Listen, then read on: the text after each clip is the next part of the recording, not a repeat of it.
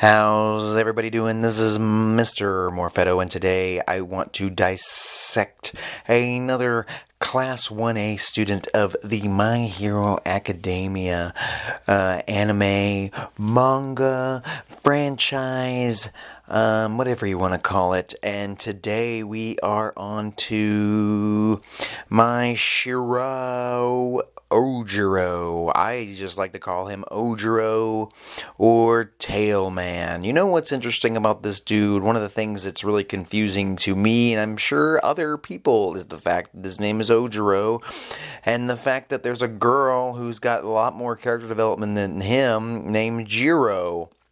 It is kind of confusing to a new fan when you're trying to learn all these names, especially when a lot of these kids and most of the characters have multiple names and have different hero names, and sometimes they call them by their first name, sometimes they call them by their last name, and sometimes they call them by their hero name. And this kid's hero name is Tailman, and really easy to remember. To me, when I first saw this guy, Ojiro, I thought he looks pretty basic. One of the most basic characters in the entire group. Him and Tape Arms are pretty basic. But even Tape Arms, or a Cellophane, whatever he wants to call himself, really honestly has a little bit more of a story going for him than this guy. Ojiro really doesn't do a whole lot in this story, in this manga, in this amazing series. There are a handful, very small handful, of maybe 4 students that I feel probably don't need to be a part of the story. And to be honest, this dude's pretty cool when he does get an opportunity to do a little bit of something. He's probably got the weakest quirk of the entire crew, at least with the least amount of ways to evolve, I guess. He does do one thing that I feel a lot of the students in Class 1A need to do, and he focuses a lot on hand-to-hand combat. And the fact that his tail is a extra limb, it's like a third arm or third leg, which I assume can hit way harder than any arm or leg. And he can also use it to like jump really high and whatnot.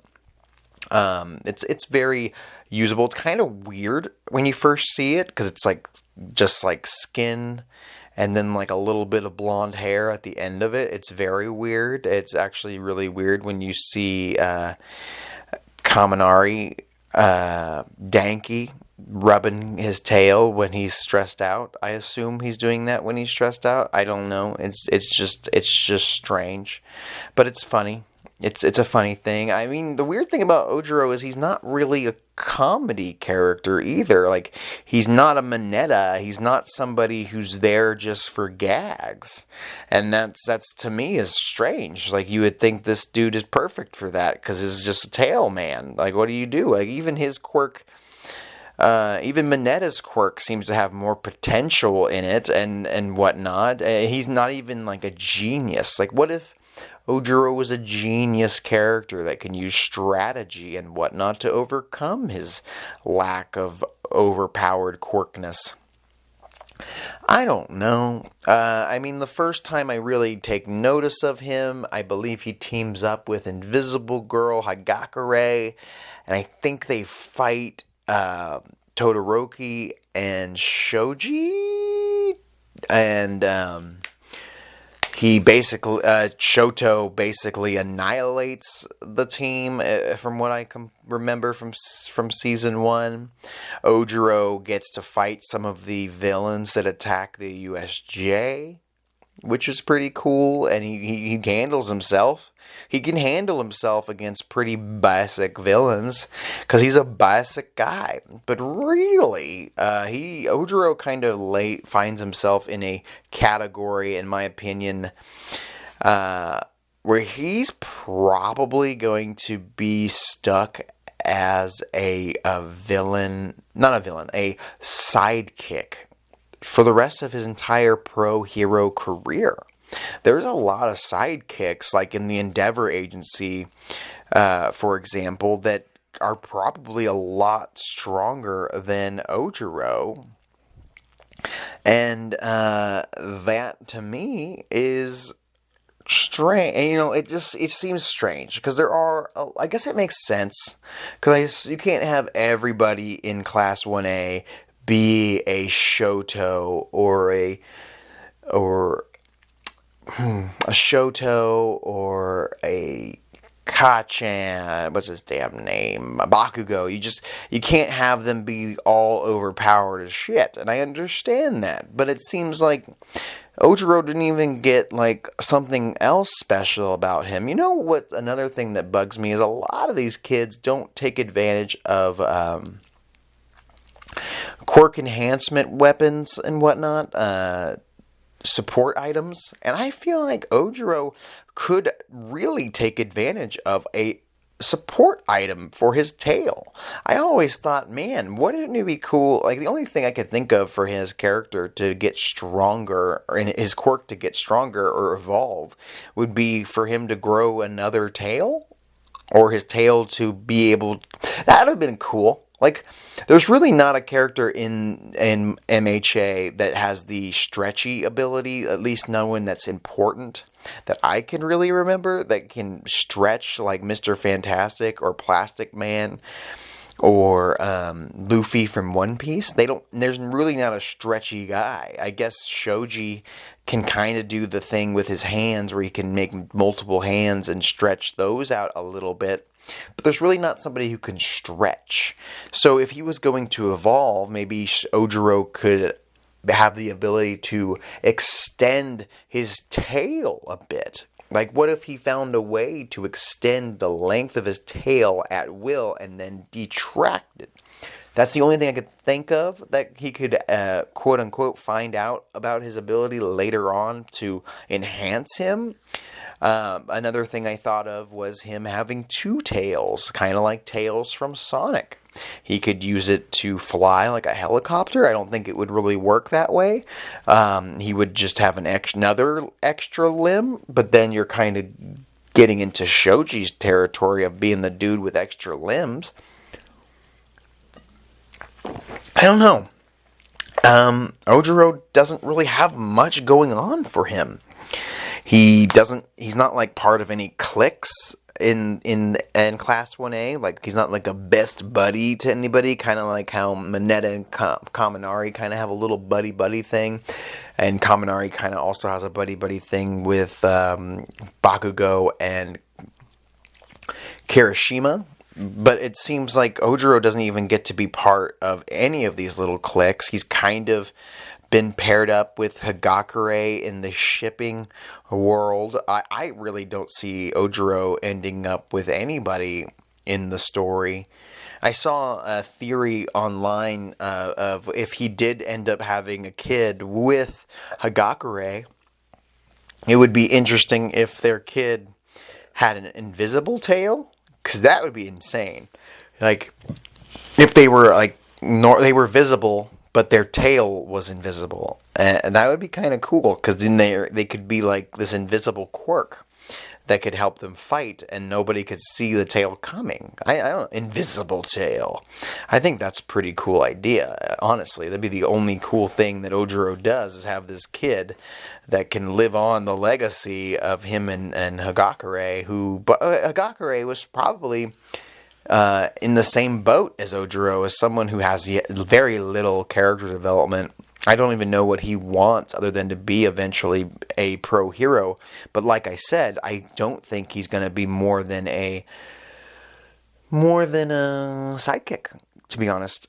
I'd be super surprised if he ends up with his own hero agency. I think he's a lifetime sidekick. And honestly, early on in the series, during the sports festival and whatnot, they talked about how there was different students gunning for their positions in Class 1A and Class 1B, and they could be replaced. They could be swapped out. And there was a point I was like, oh, cool. Maybe after the sports festival, they're going to say, well, this character didn't do so good.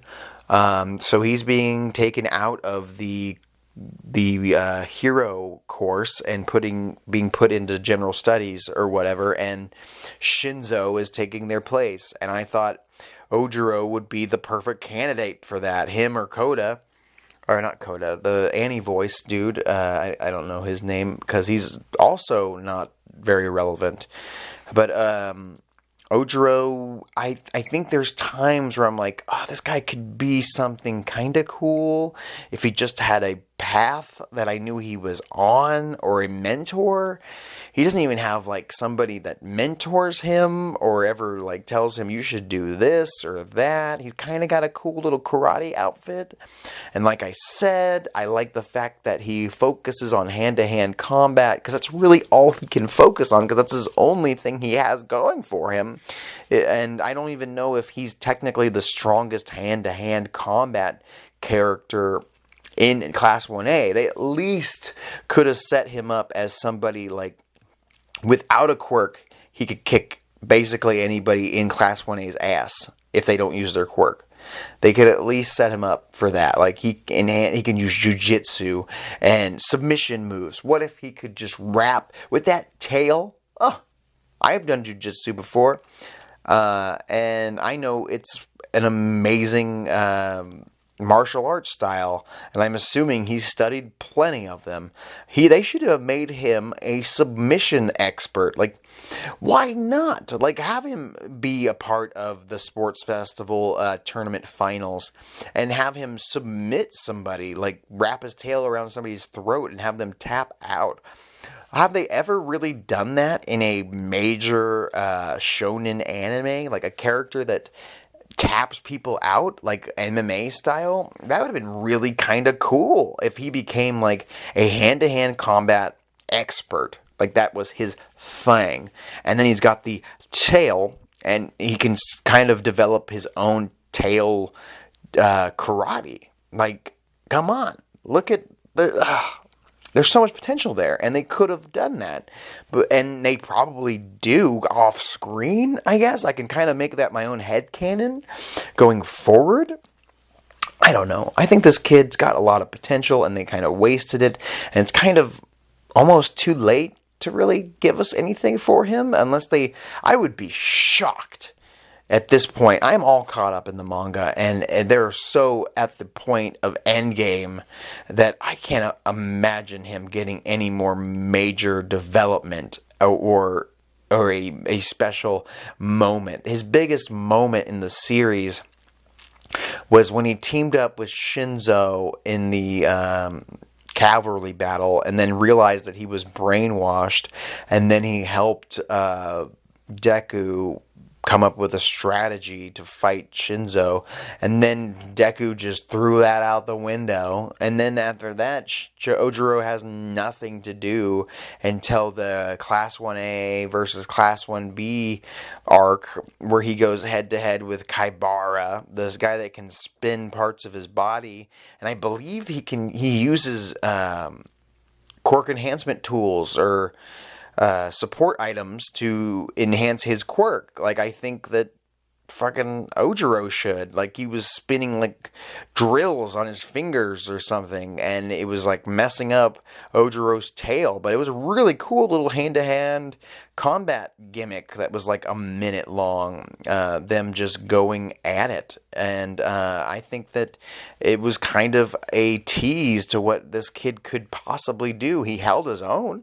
He definitely held his own. Honestly, the biggest moment, in my opinion, that Ojiro's ever had during the anime is in the last movie, not Two Heroes, but God, I can't remember. The second My Hero Academia movie, and he goes head to head with Chimera for a long time and he holds his own. Like he in hand-to-hand combat, he fights this dude Chimera, who was only beaten in the movie, who could have easily been the main villain of the movie, because he was pretty badass. This just wolf beast of a man, bird thing. And he goes hand-to-hand with this dude for a while, until the crew comes and saves the day and saves his ass. But he holds his own and doesn't die.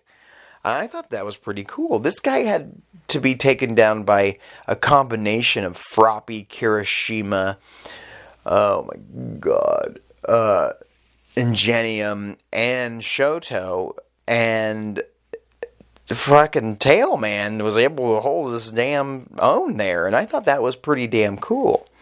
And yeah, like I mentioned, he did pretty well in the Class 1B versus Class 1A thing, but I think they tied. I think they basically won that fight, but they basically tied. And other than that, I mean, he's a pro hero. He, like I said I earlier about the sports festival, where they talked about you could be replaced, you could be expelled, you could be swapped out for someone better than you if someone excels in this tournament. The same thing goes for when they got their provisional licenses to be semi-pros. In my opinion, too early in the series, but they do that, and basically, except for Bakugo and Shoto, everybody passes, and then eventually Bakugo and Shoto join the fray. But it felt like somebody like Ojiro or Annie Voice could have failed.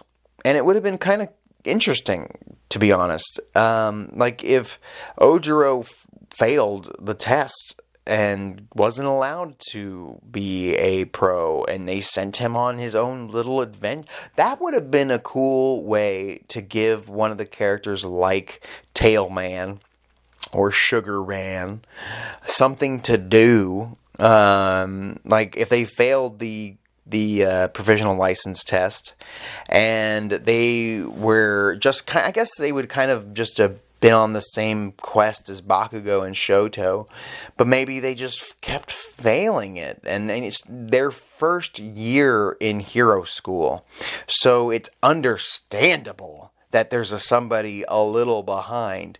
What if his whole, like, Mineta passes, but Ojiro doesn't pass, and he's like, what do I do? I've just got this tail. How do I be a better hero? And then they could have developed him into maybe getting some armor for his tail. I think that is kind of a weakness, the fact that basically his tail is strong flesh, but it's flesh.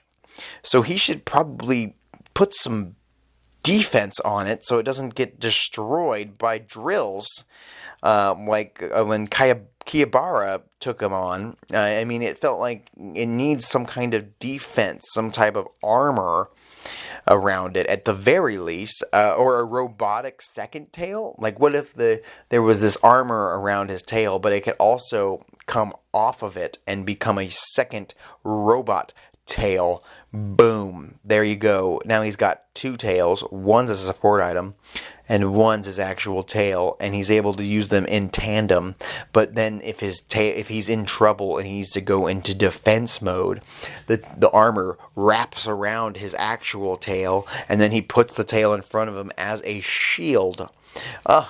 There you go. I solved his whole problem. This dude has no enemies. He's got no vision. He's got no future. What do you do with this guy? And to be honest, recently in the manga, a lot of pro heroes, like Death Arms, I think his name is, have quit. Like, they quit their job because shit's getting too rough, and it's just not what they expected when they were trying to become heroes. And the fact that every kid in Class 1A, just for the power of friendship and love and whatnot, are willing to continue their journey is absolutely ridiculous.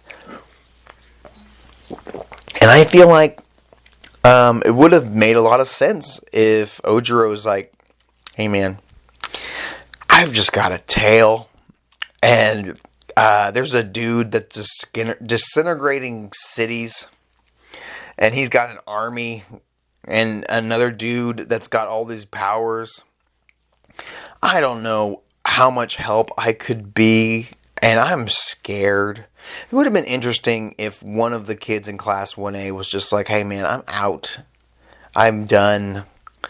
This world's changing. I don't think heroes will ever be the same. Now that I've learned what Endeavor did to his family, and now that I've learned all these things about All Might, somebody I looked up to or something as a kid, I just can't do this. I got a tail. You guys can break mountains with a punch. I think I should bow out. It would have been interesting if he bowed out and said, I just can't do it. And the crew was like, you know what, dog? That's fine. You go work at a grocery store, or go become a security guard, or a cop. What if he was just a cop? And he was like, I'm just going to become a cop. You know, technically, I might be able to use my tail on the job, since it's not really like a manifested quirk. It's like a physical extra limb. He could be a great cop. He's great at hand-to-hand combat. Like I said, he's probably a submission expert. There's so much there for him. He could do so much if they just let him do it. I think he's got a lot of potential, and I think it would have been interesting if he was the one that said, hey man, I need to bow out. I'm not pro-hero material, especially now that actual pros that I looked up to are quitting left and right because shit's getting too real. And honestly, I have a family to look after. I want to go home. I want to take care of them. I want to get the hell out of Dodge. What have you. Then it opens up a spot in Class 1A for Shinzo. Boom. Problem solved. I don't hate Tailman. I just think that he's been underdeveloped and underutilized, and he's really got no point in being in the class other than just being somebody in the 20 kids that's there. And there's only a few of them that are like that, and he's one of them. And I'm just being honest. I'm Mr. Morfetto, and what do you think of Tailman? What do you think of Ojiro? What do you think should happen to him? Do you think he might be the undercover member of the villain league that might be like... I don't think this is possible. I know that there's a rumor that there's a traitor in Class 1A. I honestly don't think that Ojiro could possibly be that guy. One, because his quirk, unless he's hiding something, his quirk doesn't really support the fact that he could even be a threat if it turned out to be the guy feeding information. But he would actually be kind of... It'd be interesting, like, if he turned out to be the traitor and he's been sending information to the League of Villains this whole time about what's going on at UA, and then he's like, I can't really be a man, unless he's got a secret quirk that we don't know about. He really doesn't need to be a main villain after that. Just the fact that they find out that he's been this piece of shit this whole time would be kind of cool, since he's kind of just always been in the background. But I really don't think they're going to do anything crazy like that with him. I think the best ceiling he has, really, is marrying Hagakure and having a kid that has an invisible tail. That's all I got. I'm Mr. Morfetto. Please comment down below and subscribe. Please subscribe. And let me know what you think I should do next. I mean, I'm still doing these dissections on different characters from My Hero Academia. But any other topics you want me to go over, I'm down to do it. I just need the spark of inspiration. I'll talk to you later.